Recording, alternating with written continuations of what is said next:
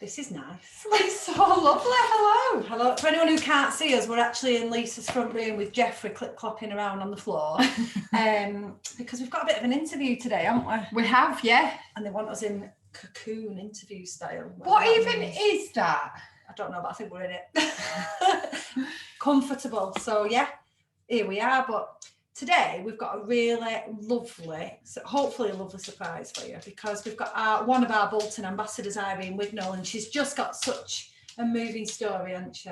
I don't think we're going to have time for the whole story. No, I don't actually. We might have to get her on a few times. Oh, they could read her book. Actually, they could read a book. Has she just finished a second book? She has, yeah. So she's our Bee Sober Bolton ambassador. She's called Irene Wignall. And she's written a book called Look for the Effin Rainbows. I love that title. I do. And she's written a second one, which we'll ask her about. Yeah. I don't know what the title is. No, we'll let you know. We'll let her in now, right? You ready, everyone?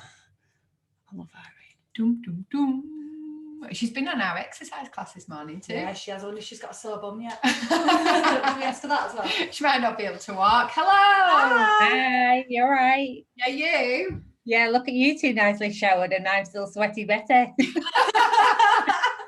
I had to run in the shower after our exercise this morning because I knew I was spending all day here. Oh, no, I'm not. I've still got the exercise gear on. Did you enjoy it?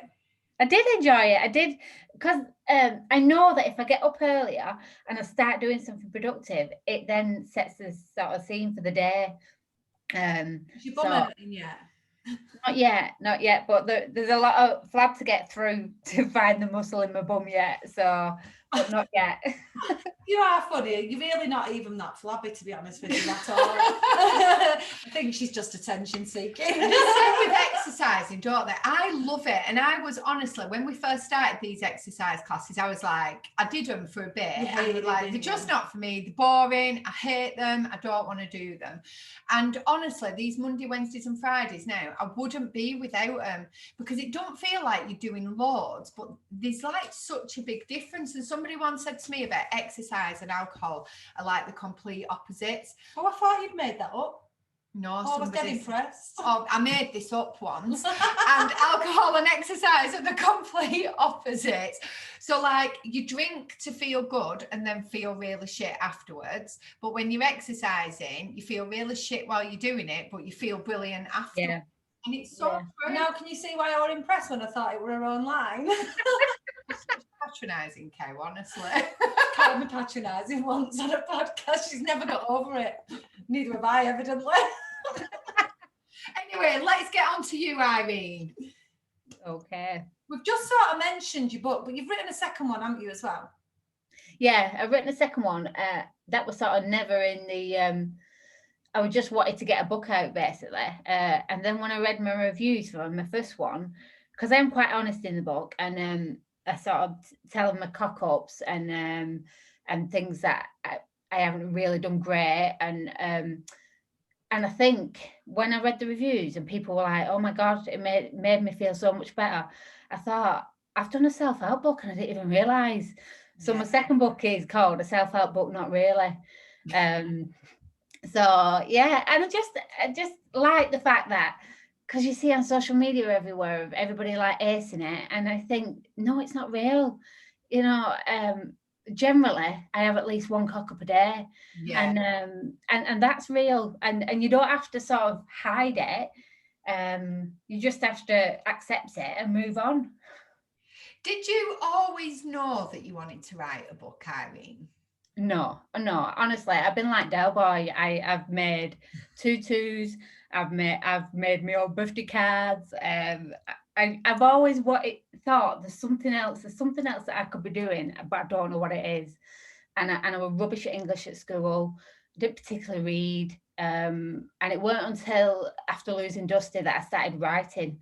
But that was sort of for my own counselling kind of thing. Yeah.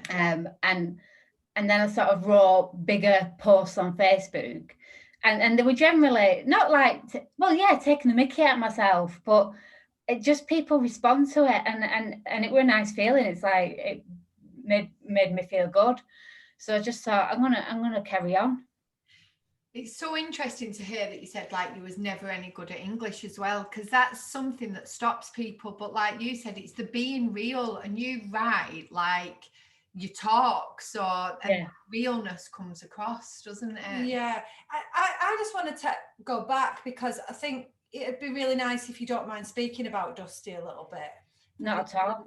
I love speaking about him, to be fair. Yeah. And the first time I came across you, way before Bee Sober, you actually, and I just want to say this because I don't think I've ever acknowledged it face to face. Oh no. It was right after my 2018 miscarriage, the first one, and I was only, I say only, and I've been told I shouldn't use that word. I was 12 weeks pregnant and I had this loss, and you popped in my inbox as somebody who'd never really spoken to me before and said, if you ever need anyone to talk to about this, know that I'm here and I do understand. And honestly, it made me feel so much less alone just knowing that some stranger out there had seen my post and was there and knew what I was going through. And actually, I think you more than knew what I was going through, because I didn't know your story back then. I didn't know all what had happened to you. But how lovely, Irene, and I just want to say that, what a lovely thing that you did reaching out, because it really was comforting. I don't think I've ever said thank you, so thank you. No, you know what? I forgot about that, because that's sort of the start of it, isn't it? And but it's true, and I think sometimes it's easier to talk to somebody that you don't know. And I think that's good. Yeah. So can you tell us a little bit about how because I know it's all intertwined and connected with you not drinking and everything, but if you can take us back, and if you can talk about Dusty as well, it'd be lovely. Yeah, so Dusty, I think he's got a cool name. I was 27 weeks pregnant, so I felt him kick, but I just had this niggling feeling that things weren't right. And we already had Ted, and Ted were he was 14 months at the time. And I went into labour, but I didn't know what it was. I didn't know the contractions were contractions, basically. I'd never, with Ted, I had a C-section. So I realised about 6 o'clock in the evening that I'd gone into labour. And I'd seen a midwife earlier that day, and she was like, no, there's nothing happening. So anyway, we got to the delivery suite. They took us straight and got into the delivery suite, and they said, he's coming, he's on his way, he's little, so he's going to be very poorly. And we were like, right, yeah, that's fine, we can deal with this. So they brought in an incubator, and they had a little toasty bag, you know, like you put in your toaster for your cheese toasters. And they said, this is what he's going to be in to keep him warm. And there were loads of people in the room. And I remember they were checking his heartbeat, and then they checked his heartbeat again. And she went off to get one of the consultants, and I thought, this is it. And she came back, and the consultant sat on the bed, and she nodded in my direction and said to the midwife what she called. And I thought, you don't even know my name.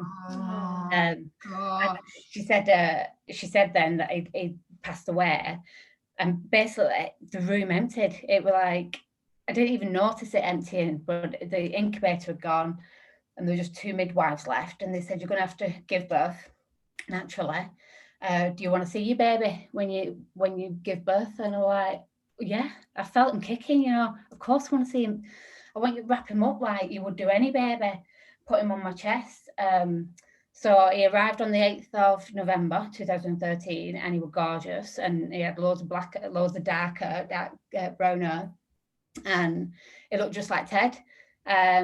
So we sat with him for 12 hours, which thinking about it, I don't know how I would have felt prior to that, if somebody sat with a baby that had passed away for 12 hours, but it just seemed natural for me and Adam. And our parents had come in and said goodbye, and my sisters and stuff. So it was a nice 12 hours, to be fair. It's so lovely. Sad, obviously, very deeply sad, but so lovely that you were able, and you are able, to express that immediate bond that you felt, and have, as much as it must be painful to look back on, you've got that lovely memory, haven't you, of at least having held him and at least having seen him. And when people say stupid things like, well, at least you got to meet him, I don't mean it in that way, obviously, but it is bittersweet for you. It must be bittersweet for you. It must be painful. Yeah. And I really struggled at the time with everything happens for a reason, because that's my philosophy in life, basically. And I kept thinking, why would that happen? And then we had Albie, and somebody once said it was Dusty stepping back and saying, "You're going to have another little boy, and it's Albie's turn, not Dusty's turn." And I thought that's a really nice way of putting it. That's giving me goose pimples. Yeah, it's just, but yeah, and without Dusty, I wouldn't have tried all these new things. I would have just been happy plodding along. Yeah. And I like that my book is all about Dusty. The first book's all about Dusty, and I can say his name as often as I like because I've wrote that book about him. Yeah. Do you find people are okay with you talking about him, or do they shy away from it? Initially, they shied away from it. Even closest friends, you didn't see because he had a funeral, but you didn't see anybody, and I just felt like shouting on the rooftops. I've had a baby, and his name's Dusty. And for everybody to acknowledge it, basically. I even put it on Facebook, and looking back, I think we're right or wrong, but I thought, no, I wanted to tell everybody I had a baby. Yeah. Do you talk about him like that? Do you say I've had 3 children? I used to, but then I think it makes other people feel uncomfortable. So Ted and Albie talk about baby Dusty all the time. That's lovely. Yeah, and like Albie's like, so is he 0? And I'm like, yeah, he's 0. Oh. They say things, don't they, kids, and they just say it as it is, and you're like, oh, you can't even be upset for a while, can you? Because they just say things and you think, right. Like I remember my little boy, because obviously like you, in many ways, you just presume you're going to have a normal pregnancy. You're going to get that baby at the end. You really don't think about it very much. And I remember him saying straight afterwards, dead flippantly, does that mean it's died? And like, the reality, but kids say it as it is, don't they? Kids just it's not a bad thing though, is it? Because like when you're talking about people shying away from it, I reckon I'm a bit like one of them people. Oh, do you? Because what? No, you definitely are. All right, I was like, I didn't get what you meant then. No, I am, and I think it's just so. I think because I cannot even for 1 second imagine how you felt. So the first, do you know what I mean? Like the first thing people often want to say is like, I don't know, they want to kind of relate to you and they can't. There's nothing that they can relate to. So then they don't know what to say. And then it's like, so these people are probably like me. I would be doing this like, shit, I want to say something really meaningful and really lovely and something to make them feel better. Yeah. But then they're not going to feel better, and then I might say the wrong thing, and then shall I just not say anything? Shall I just keep it quiet? And it's like this, it's just so difficult. And you undermine your own experiences, don't you? Because like not many people know. Not many people know that Lisa had a miscarriage as well, and Lisa had one years ago, and she just doesn't talk about it. It's sort of like, I had a miscarriage, moves on. And I don't think you've ever really acknowledged what you went through, man. You couldn't. Well, no, I had a crazy ex-mother-in-law that took all my pain from me. She had about a month off work and I was in 5 days. But anyway, that's a whole other story. Oh my God.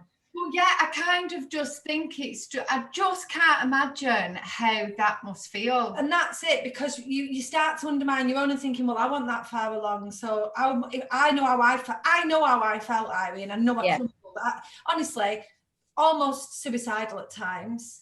So I'm the same, can't put myself where you must have been, having gone more than double where I went and felt the movement and all of that. Must have been absolutely horrific for you. And it can still be horrific at times. But also what an amazing thing to do is then write a book, because then it kind of gives people that understanding as well, doesn't it? Yeah. And one of our neighbours, I remember knocking on the door the next day, and I opened the door and she had a tray of shepherd's pie, and she went, put it in the oven at 200 degrees for an hour, and just walked away. And I thought, oh my God, that I'll never forget that, because it was just like, that's maybe what a cry. I don't even know. It is the little things though. It is the little things where people, you just know you're in people's thoughts that really, really count. And humans are amazing when they want to be. We're compassionate beings. We want to support each other. We say stupid things because we're human. We make mistakes because we're human, but generally there's a lot of kindness out there, isn't there? Yeah, definitely. Was Dusty the reason you stopped drinking? No, it was probably the reason I upped my drinking. Right. So dealing with grief, it felt physical. It felt like a physical heartache, and I didn't know how to deal with it. So I went for counselling, and and it weren't for me. And I remember all week holding it in, and then for 45 minutes I just cry at this woman who just nodded. And maybe if it had persevered, it would have evolved and was for me. But so instead I just numbed everything. And it wasn't until, and I knew I was numbing it, and I knew afterwards that I should have been, to get through grief, you have to accept each stage. And then move on to the next. And without getting through each stage, you're not going to be able to move on to the next. So I upped my drinking. Then I got pregnant with Albie. That was stressful anyway. He arrived, and I just tried to be this superwoman, like, oh, I've got it all together, and yeah, I'm over Dusty now, and just carried on drinking. And I sort of catastrophized everything about Albie. I thought he wouldn't survive. It's weird looking back. Like, he'd have a cough, and I think, yeah, this is Albie's time now. He's going to die as well. Oh. And that seemed like a really rational thing to think, but it would have been because I was drinking so much, and I weren't dealing with the grief. I hadn't grieved. Yeah. That's what it does, isn't it? The alcohol, that there's no doubt about it. It takes the edge off the pain. There's no doubt about it. Let's be real. But you're right. You don't process it, because unless you feel it, you're not going through the process. So you actually get stuck. And did you find when you stopped drinking that a lot of those feelings came back and you had to go through a lot again? Yeah. And I think that's probably where the book came into it as well. Because, when I stopped drinking, it was in 2008, and I started writing properly. 2018, sorry. I started writing properly in 2019, and I think that's where that came in, basically. So, like, to help you process things. Yeah. God, yeah. I think you've done, like, amazing, obviously. And people can say, like, oh, like you just said then, oh, I'm over it. And obviously you're not ever going to get over something like that, but you clearly have processed it. You clearly have come to terms with it. And you're now doing amazing things, one of which is being an ambassador for us. So let's talk about that, because you're really responsible for Bee Sober growing. It's not our fault that we don't ever stop. No. So from the very beginning, like, I know that I wanted Bee Sober to be massive, and it was always a dream that we could have, like, that people could meet up everywhere. So when you came along and was like, oh, had you been talking to Mark and Liam from Wise Up, actually? Yeah. And so they said, get in touch with Bee Sober, and I said, and I already knew, because I messaged Alex, and I was like, oh, I know them. I know them, like the mates. But we Instagram knew each other, so it's technically real now. Yeah, so they said get in touch, but because Laura had got in touch with me and Laura were friends on Facebook, and 5 years prior, when I was trying, like, all my different Del Boy jobs, I decided to start selling aloe vera, and you probably know the company, and Laura joined my team because I was like, come, we'll change our lives, which I genuinely thought we would. And obviously that didn't happen. So we sort of stayed friends on Facebook. And I think it's funny now how it's panned out, because we have changed our lives, but not with aloe vera. So Laura messaged me saying, I'm sober now. I think she's about 3 months sober. And she said, do you know of any meetups? And I'm like, no, I don't. And I said, do you want to start one? And me and Laura are very much the same in the fact that we run away with ideas. And she's like, yeah, let's do it. So that's where we got in touch with Mark and Liam, and they put us in touch with you. Oh, I'm so glad as well. I really, really am. You're just such a lovely team together. Like when like you first started and the events that you came up, it though, weren't we, at that point? Yeah, we were. But the events like that you guys decided to come up with, I was like, this is freaking incredible. Axe throwing. Like, Oh, we've got that in 2 weeks. You're doing it again, aren't you? Yeah, yeah. On it this time, but we're definitely going to book on. And then you're doing skydive. Yeah, skydive at the end of June. Our next plan, Laura's in talks now for July, is you know, the is it called cold water swimming? Oh yeah. Where so you we want to do that. You know? Sorry? Where are you going to do it? I think it's at Salford. You're going to do it you're going to do an organised one? Yeah, I think so. Yeah. Oh, so you get a hat and everything with them. Do you? Yeah. I'm going. I want a hat. It'll get wet. No, you do come up with some incredible events, and I think the fact that you're another 2-person team, it just makes you, because you both complement each other lovely. I saw your little live you did after you walked the other week, and I just loved it because it reminded me so much of our little lives, and like the way we just talk to people like, come along, we don't want to be doing this on our own. Yeah, I know. Well, we keep, because of COVID and stuff, we've not been able to get together, and we keep saying, yeah, we should do a live, and we should do a live. And then in the car, she was like, shall I just go live? Yeah, do it, just go live. So yeah, we're nice. It's nice. And hopefully we'll do more of that every time we meet. Yeah, definitely. That'd be really good. And I think that inspires people to come along as well. Like when we're used to going to events, we forget how nerve-wracking and scary it can be for somebody that's never been to something like this. And then when you're doing things like axe throwing, for somebody brand new to turn up, they'll be like, so it'd be nice for them to get to know you a bit first through the live. Yeah. yeah, definitely. And I think as well with Instagram, it's just pictures in it generally that we put on. It's just pictures. And I think once they sort of know that we're actually normal, and like we said, we will not be judging. It's funny how when you're with all the Bee Sober lot, it's you can say anything. You can absolutely say anything. And you generally say things that you wouldn't say to your best friend, or things like that, because people get it, and it's so nice to be able to sort of offload. We're all such oversharers, aren't we? We are oversharers. It's like, when the bit in the kitchen when you used to drink and everyone's really pissed and you really overshare like your whole life, and then you wake up and you're like, oh my God. It's like that without the drink and without the regret. Do you know what I mean? We're just like, yeah. It's like when you get together and you're in these groups and everybody's just talking in the same. I think at first I've only been on a couple of events, and it took minutes for me to realise that everybody, like you say, there's no shame attached anymore. Somebody's done miles worse than you have. Yeah. You know what I mean? Yeah. Everything like, oh, you go, I did this thing once, like that's not a patch on what I did. Spent the night in prison, mate. It's like proper good, isn't it, listening to the stories? And then when you try and imagine people what they used to be like, I always do that. I think, I bet they were a right woman. I know. Well, we said to me and Laura on that live, we said we might have a competition, and we can have marks for how crazy you've been. And I thought Laura would win. Yeah, I think you said it, didn't you? Laura would win. Yeah.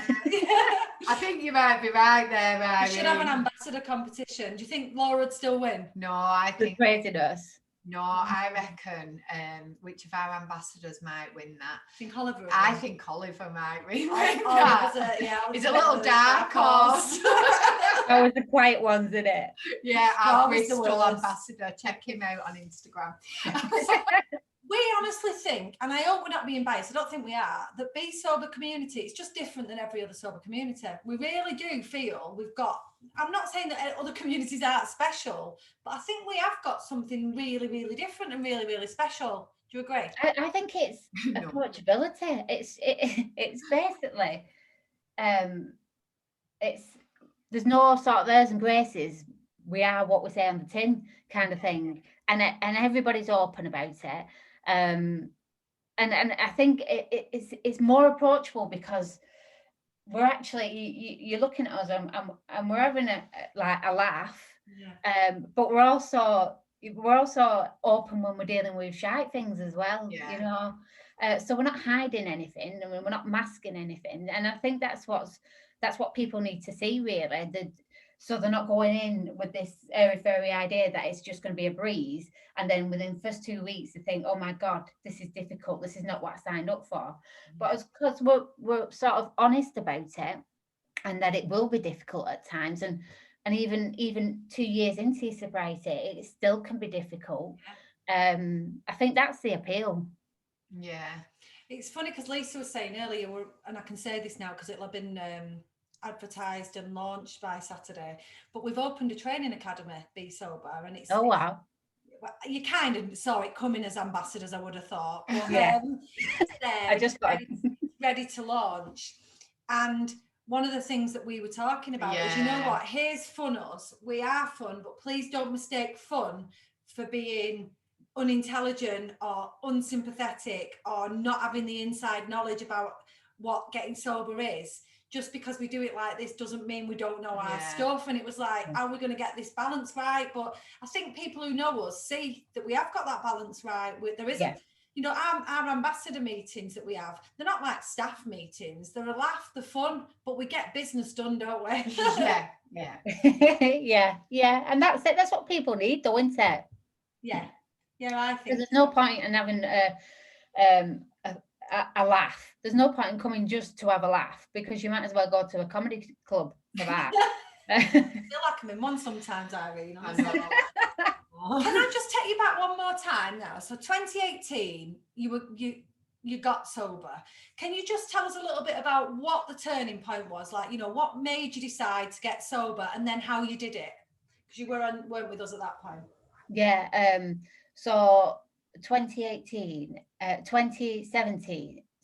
February 2018, I was diagnosed with a brain tumor. And I'd always known that I've got no off button. I'm always the one who gets drunker than anybody else. And it were only since having kids that it started to bother me. So I've always been sober curious. And then once I got the brain tumor and they said it was growing, I found out in the August, September time it was growing, and I'd need surgery in 2019. So I thought, I can't let them open up my brain and it be pickled in vodka. And I've got to give myself my best. That's not even meant to be funny, but it is the way you say it. I'm so sorry, Irene. We're both just like, I tried to hold it in and she did it first. Couldn't help myself. Pickled in vodka, what an image, right? Carry on. And I just thought, I'll never forgive myself if something bad happened and I weren't at the healthiest I could be.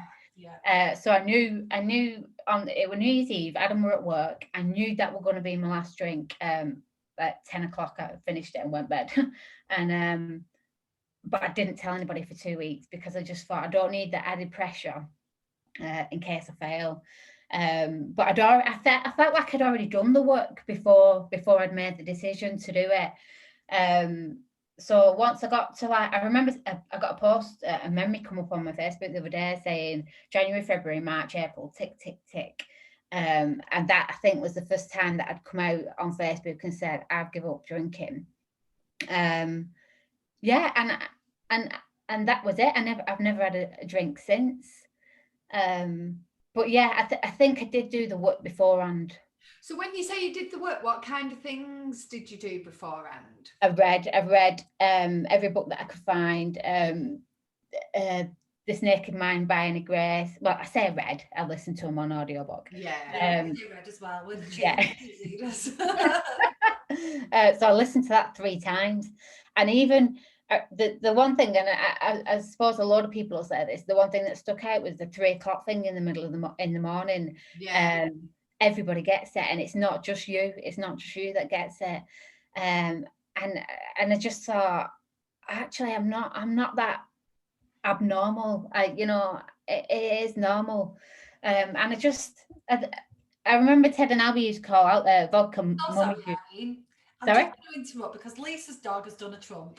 Oh, stinks. It stinks. I'm glad it's not smell-o-vision. No. I can't. I'm smirking, and if people see it, they'll think I'm smirking at your story. But I'm smirking because I'm sat in dog trump. It's so annoying because my house smells beautiful. Can I just point that out? Actually, our house is beautiful. It smells delicious. It looks gorgeous. And then poor little scraggy old Jeffrey, he's just a little smelly dog, bless him. He's gone now. You just panicked me now. I thought that, is it going to be, is it video as well? Yeah, you look fine. Oh my God. Forget to tell people this. It goes on YouTube as well. Right. Yeah. Oh, no. But no, go on. Sorry, Irene. Pick up. Yeah, we've just distracted. My fault. So I did loads of reading. I follow people on Instagram and stuff. What else did I do? I think that was it. Reading Such a big one. I think the first, when you said that, like when you realised other people woke up at 3 o'clock in the morning, I remember reading It Was the Unexpected Joy of Being Sober by Catherine Gray, and although I didn't massively relate to her lifestyle, there were so many things in the book I was like, oh, I do that.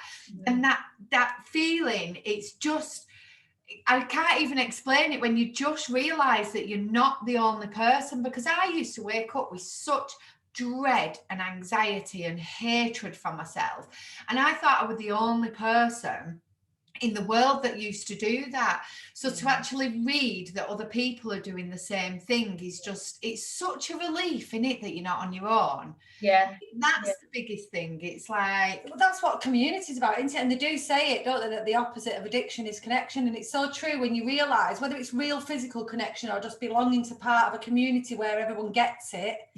Just that, not being on your own, often is enough to be the, to fix the missing piece in the puzzle. We see it all the time, don't we, in the members group, where people say, I don't know what's different this time, but it's just different, I've got it. And it is that connection, it is that talking to people who are spurring you on, and you can lay bare your soul, and they're going to say, no, don't pick up a drink, you're going to feel worse. Anything like that just keeps you going. Yeah, because when we stopped, there wasn't that community. So it was people who had written these books. That was your, like, you felt like you really knew them. When the first ever event I went to was the Sober Spring by Catherine Gray, actually. And I felt like I really knew her. I just wanted to give her this massive hug, and she'd been like, weirdo. Well, she knows us a bit now, doesn't she? We've had her on the sober sessions. Yeah, we didn't have her on our podcast though, did we? No, not yet. Not yet. Not yet. We might have. But I think I do think community, and weirdly, right, I'm just going to digress a bit, because if you'd have asked me 2 years ago, and I knew I was going to stop drinking 2 years ago, because I just had my birthday. That, for me, my birthday when I was 41 was the actual turning point for me. I could see Lisa sober. I'd been through all the shit I'd been through, and I thought, I want that. I don't know what it was exactly, but I want that. It was my joyful, happy, glowing face. I think it was. It was also, do you know what else it was? It was also the fact that, and this sounds awful now. I don't want it to sound awful. You show people you really are. I don't think it's as bad as that. Lisa was drinking more so her than me. She would really go on a blowout on a weekend because she didn't have the kids or whatever, really go on a blowout. So we'd arranged to meet up on a Saturday and it just wouldn't happen, or it would happen, but it'd just be hanging. It'd be like really rough. And even though I'd have a drink on the Friday, I'd be really excited and saving myself for the Saturday to get pissed, saving myself. Yeah, but I was pissed on the Saturday. That's the thing, and I was in this relationship, so we had very different lives. And this is what it was. When it came to anything from a stopping drinking, she's never ever, and not that she ever let me down, she's never let me down since, ever. Like, if she says she's going to do something, she does it. And I think I just suddenly thought, and I didn't realise I had a thing about it anyway. I was just like, oh, it's Lisa, she's pissed off to go and pick her up on that stop on the hard shoulder. Oh, do you remember that? That was, I lived over there then. She actually came to pick me up, she didn't want to come. And I didn't want, and she was like, no, you are coming to my house. You've said you'll come. I'm coming picking you up. And I'd not had any sleep whatsoever. Mm-hmm. She came and picked me up, and I was dreading it. I was like, oh, I'm going to have to drink tonight because I promised that we'd go out. She had to pull over at the hard shoulder so I could throw up. And she still dragged me to her house. You are coming out with me. You were for food, and she ordered a Coke and wouldn't eat it. And then then fell asleep on the sofa while we Yeah, had a bottle of wine. Yeah, got a bottle of wine. And I remember pretending to really try and get the wine down because I didn't want to let her down. And then watching a film like this, like, no, watch it. Oh, yeah. But honestly, I think seeing that she changed into this reliable, like gone back to how we were really before it got to be a bit of an issue for us. And seeing she come to my birthday, seeing she was still having a good time and she chose to go when really things are going shit. So you know that after 3 or 4 drinks when everybody starts to just become annoying and you want to leave. That. And the thing for me was I'd always said, I don't like socializing. I like to go out and get pissed because I didn't like socializing, I've realized. Yeah. And I was like, I don't really want connection. I don't want community. And honestly now, it is the thing that I rely on it now. Yeah. I rely on connecting, whether it be through this podcast, whether it be through posting in the group or just reading somebody else's post and being able to help them. That's what keeps me going now. Yeah. And don't they say, surround yourself with 5 people that you want to be the average of. Yeah. And I just think that's great. Like, that's what we've got. If you you surround yourself with all these positive people, real people, it's good. I just had a flashback of the 5 people I probably used to surround myself with and realised why my life was such a pile of shit. Honestly, I just had a vision and was like, It's nice now when you look and you think, and when you really do think, who are the 5 people I associate with the most? Forget the 5, who are the 50 people? Who are the 100 people? Everybody in our circle now, and I'm including you in this, obviously, is trying to improve their life in some way, is striving for self-development. And everybody has got a story and a background. And I think this is where we've got to get better as a society. If you speak enough to enough people, everybody's got shit that has brought them to this point. Everybody. Nobody's got, and yet we all feel so alone when we're going through it. Yeah, I know. I've just started at work. We're asked to run the sober awareness, sober support group at work. So it's all over the force, all over the police force. And I started podcasting, but it is just Adam's doing it for me, editing for me, and I'm just interviewing people. Brilliant. I spoke to a girl who listened to you, Alex, when you came to work. Oh yeah. And she gave experience of Al-Anon. And I'd never heard of Nicole before speaking to you. And all these things, I just think I do get in my head where I think, I want to try and do something to help them. I want to try and do something to help them. And there's so many people that you want to try and help that sometimes it gets a bit lost and you think, right, okay, I'll try and just focus on one thing. But the fact that if we can just, like you both always said, if we can just help that one person, and that's what I think at work, if I can just help that one person by me telling my story, then job done. You're done all right. It's a ripple effect, doesn't it? That one person that you help, it changes so many lives, and I don't think people realise that. We've said this, haven't we? Like you said, the ripple of that one person will change. Like me stopping drinking, the effect that had on you. Yeah. The effect that has on then had family. On your family, the effect it had on my family. Like the posts that I'd put on Facebook.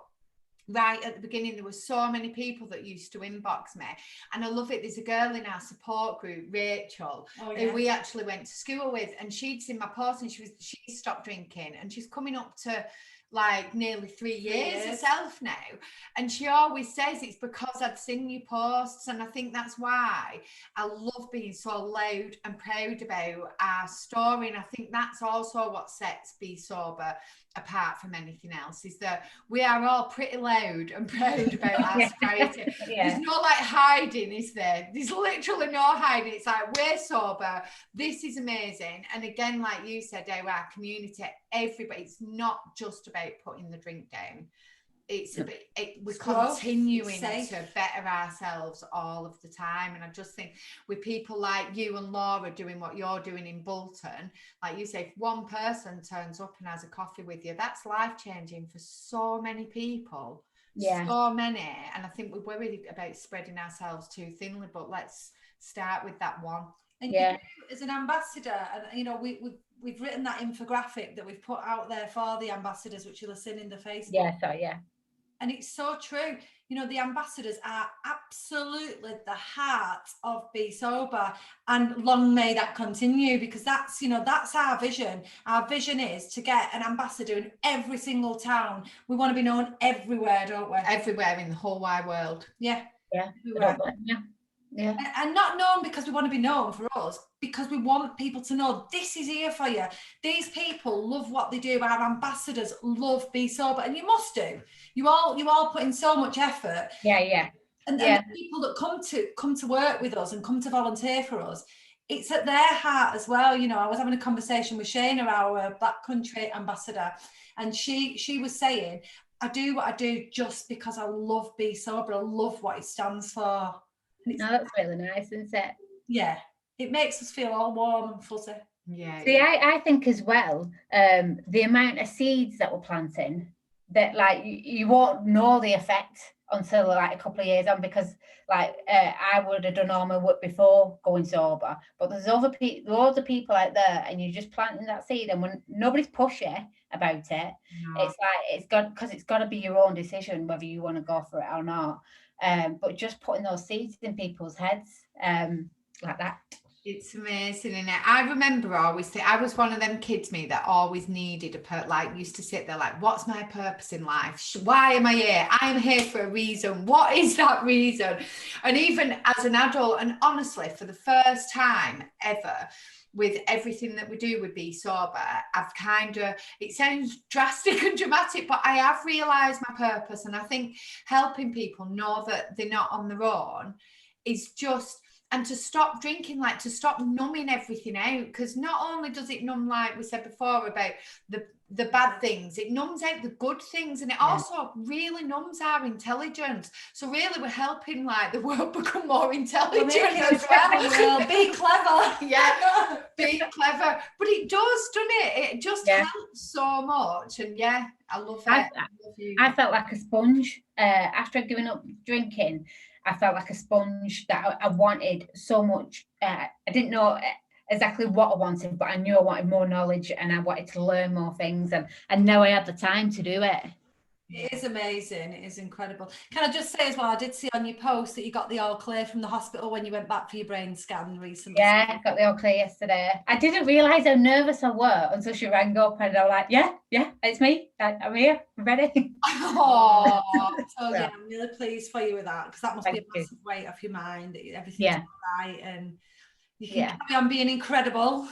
Yeah, and she said, we won't give you another scan now for 5 years. And she said, we might give you another one after that in another 5 years, because you're young. And I'm like, oh, I've not been called young for such a long time. Oh, that's so lovely. I'm young and tumour-free. Oh, that is amazing. Oh, thank you so much, Irene. I've absolutely loved speaking to you today. Thanks for your honesty and sharing your story. We'll put a little trigger warning on, but also, Irene, make sure you send us your links to your book and your website and things like that you're doing, because we'll put it on here, because we know you do lots of Bee Sober, but there is a whole other side to you that we can share as well. Oh, lovely. Thank you very much. Thanks for having me. See you later. See you later.